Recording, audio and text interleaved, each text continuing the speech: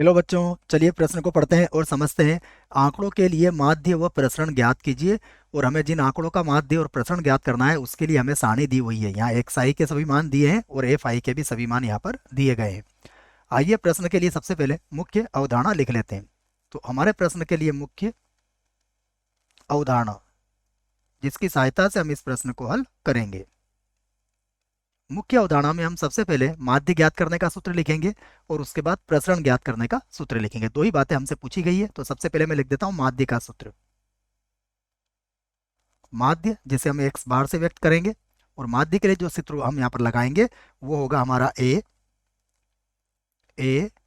Plus summation, ये हमारा आई बराबर 1 से n तक होगा बच्चों, और ये होगा एफ आई और डी आई।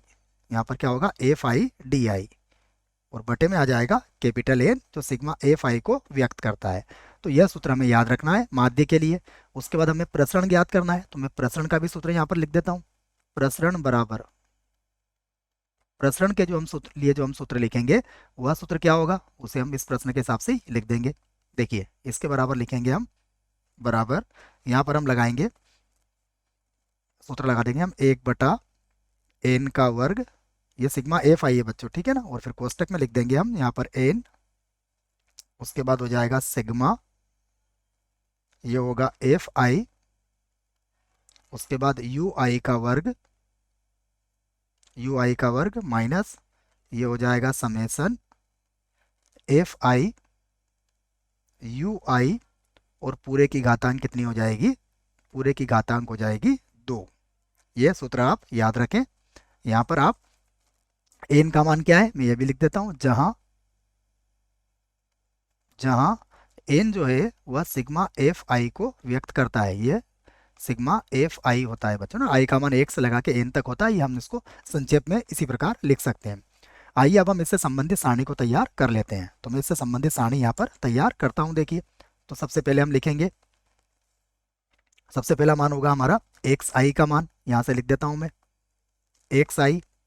उसके बाद मान होगा हमारे पास एफ आई का, तो एक्स आई का मान कितना है, देखिए एक्स आई का मान है 92, उसके बाद है 93, उसके बाद है 97, उसके बाद 98, उसके बाद है 102, उसके बाद 104, और 104 के बाद है 109। ये हमने इससे संबंधित सारे मान लिख लिए।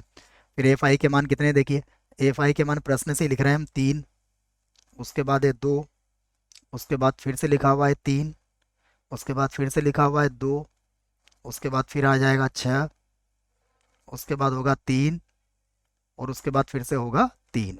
अब हम यहाँ पर क्या करेंगे, प्रश्न के लिए कल्पित माध्य मान लेते हैं, क्योंकि इसमें फिर हमारा गणना ज़्यादा बड़ी हो जाएगी यदि हम कल्पित माध्य नहीं मानेंगे तो मैं यहाँ पर कल्पित माध्य मान लेता हूँ। माना कल्पित माध्य ए जो है उसको मैं मान लेता हूँ 98 के बराबर। लगभग मध्य का मान लेते हैं यहाँ पर हम, एक साई में जो मान होता है, तो ये हमने 98 ले लिया है इसका कल्पित माध्य।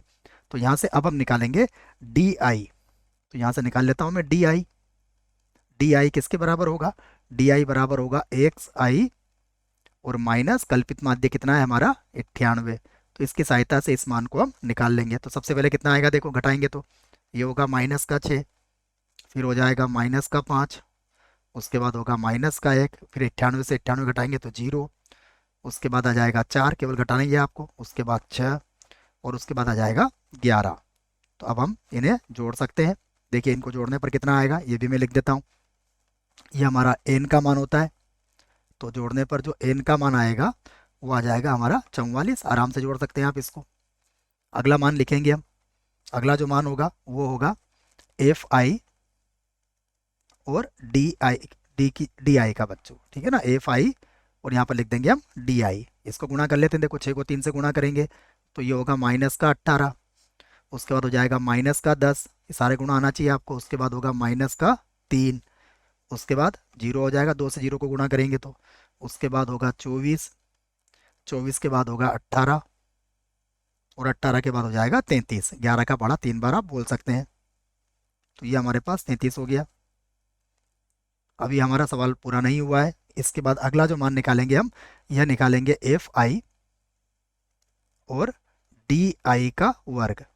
तो डी आई का वर्ग करके इसको गुणा कर देंगे तो ये मिलेगा हमें 108, आराम से गुणा कर सकते हो आप। उसके बाद होगा 50, उसके बाद मिलेगा हमें 3, उसके बाद तो जीरो मिल ही जाएगा, जीरो के बाद होगा 96, 96 के बाद आ जाएगा 108 और 108 के बाद आ जाएगा 363। ये हमने डी आई का पहले वर्ग किया है, देखो सभी धनात्मक हो जाएंगे और उसके बाद इसका गुणा हम कर लेंगे। इसको भी हम जोड़ लेते हैं, देखिए तो यहाँ से जब जोड़ेंगे तो ये होगा 728, क्योंकि इसकी भी ज़रूरत हमें पड़ने वाली है। उसके बाद अब हम इससे संबंधित सभी मानों को रख देंगे। देखिए तो सबसे पहले यहाँ पर हम लोग बच्चों एफ आई डी आई को भी हम लोग जोड़ लेते हैं। देखो तो ये हो जाएगा हमारा 33 + 18 + 24, इनको भी जोड़ के हम लोग यहाँ पर लिख देंगे। तो ये हो जाएगा 44। ये आराम से कर सकते हो आप। देखो 18 प्लस का 18 माइनस का कट जाएगा, 10 और 3 13, 13 में से 33 में से घटाएंगे तो 20 और 20 और 24 आपके 44 हो जाएंगे। ठीक है बच्चों, तो अब हम सबसे पहले क्या करेंगे, इसका माध्य ज्ञात करेंगे। तो मैं माध्य के लिए सूत्र मैंने लिखवा दिया है, यहाँ पर लिखता हूँ मैं माध्य। माध्य जो कि x बार होगा और जिसका सूत्र हमने लिख लिया है। सबसे पहले क्या आएगा a, तो a का मान कितना है हमारे पास, a का मान है 98 जो कि कल्पित माध्य था हमने माना है, plus summation f i d आई किसके बराबर आया, 44 के बराबर, ये सारणी में हमने देख लिया है। और बटा एन का मान कितना आया है हमारा, 22 आया है। तो यहाँ पर इसको हल कर लेंगे तो ये 2 बार कट जाएगा तो ये हो गया हमारा पूरे 100। तो ये हमारा पहला उत्तर आ चुका है, जो कि प्रश्न में हमसे पूछा गया था कि माध्य बताइए। तो माध्य हमने यहाँ पर ज्ञात कर दिया है। अब हम ज्ञात करेंगे इसका प्रसरण। यहाँ से लिख देता हूँ मैं इसका प्रसरण, और प्रसरण का सूत्र भी मैंने आपको लिखवा दिया है। सबसे पहले होता है 1/n का वर्ग। तो 1 देखिए n कितना है हमारे पास, 22 है, तो हम यहाँ पर 22 का वर्ग कर देंगे। उसके बाद कोष्टक के अंदर फिर n का मान कितना है, 22, तो यहाँ लिख दिया हमने 22 और गुणा summation f i d i का वर्ग। ये कितना आया हमारा जोड़ने पर, देखिए जोड़ने पर कितना आया था, ये इसको देख लेते हैं। ये जोड़ने पर आया था 728, तो ये लिख दिया हमने 728। उसके बाद फिर प्लस का चिन्ह है, प्लस हो जाएगा, प्लस क्या बच्चों, माइनस का चिन्ह है। और उसके बाद आ जाएगा हमारे पास summation f i d i का वर्ग। तो एफ आई डी आई कितना होगा हमारे पास, इसको देख लेते हैं। ये हो जाएगा हमारे पास जो सूत्र में लिखा था हमने, ये होगा 44, यहाँ पर लिख दिया हमने 44। और इसको आगे हल करेंगे, देखिए तो सूत्र एक बार और देख लेते हैं। सूत्र हमने यही लिखा था, देखिए यहाँ से एफ आई यू आई भी लिख सकते हैं बच्चों, है ना यहाँ पर, और डी आई का भी प्रयोग कर सकते हैं, जैसा भी आप प्रश्न में देखना चाहें। तो यहाँ पर हम लोग क्या करेंगे, इसको लिख देंगे 44 का वर्ग हो जाएगा। ये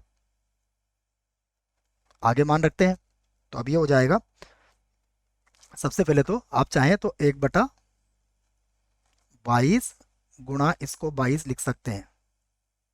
और यहाँ से आप देखेंगे तो 22 हमारा कॉमन आ जाएगा, तो यहाँ बचेगा 728। और देखिए जब यहाँ से 22 कॉमन जाएगा तो 1/22 तो फिर भी बचेगा, ठीक है। और उसके बाद अगला बच जाएगा हमारे पास, जो कि हो जाएगा 22 का वर्ग गया ना बच्चों, तो 22 इंटू, जैसे ये 44 था हमारे पास, है ना, लिख लेता हूँ मैं, 44 था तो हमने इसको क्या लिखा, 22 गुणा 2, तो 1/22 तो हमारा चला गया, ठीक है। तो 1/22 बचा है और यहाँ पर बचा है 4, तो यहाँ पर आ जाएगा हमारे पास 4, ठीक है। ये समझ में आ गया होगा आपके। अब मैं इसको हल कर देता हूँ, तो ये 22 से 22 तो कट गया, देखिए तो ये हो जाएगा 1/22, यहाँ पर लिख लेता हूँ मैं इसको, ये हो जाएगा 1/22, क्योंकि 1/22 तो हमारा कट गया है ना, हम जहाँ तक सोच रहे हैं वहाँ तक गणना हमारी क्या हो, आसान हो जाए। अब 22 का 4 से गुणा करोगे तो ये 88 आ जाएगा, तो 728 में से हम 88 को घटा लेंगे, तो घटाने पर ये बचेगा 640। सीधा लिख देता हूँ मैं, ये कितना आ जाएगा, 640 आ जाएगा। और फिर इसको काट देंगे, तो ये हमारे पास 20 नहीं बच्चों, 22 था, गलती से 20 लिख दिया है। ये 22 था ना अपना, 22 से 22 ही तो कटा था, तो ये आ जाएगा 22। और अब हम 640 को 22 से भाग लगा देते हैं, तो ये लगभग आ जाएगा हमारा 29.09। ठीक है बच्चों, ये बात मैं एक बार आपको करके भी बता देता हूँ। देखिए ये 728 था, ये 728 है, और 22 का 2 से गुणा करोगे, 4 से गुणा करोगे तो ये 88 आएगा। और जब आप इसको घटाओगे तो देखिए, जब आप 88 को घटाओगे तो ये 0 होगा, 12 में से 8 जाएंगे तो 4 बचेगा, और ये 640 आया, ये मैंने लिख दिया यहाँ पर। तो यही हमारे प्रश्न का अगला उत्तर होगा। आशा करता हूँ आपको इस प्रश्न का उत्तर समझ में आया होगा। धन्यवाद।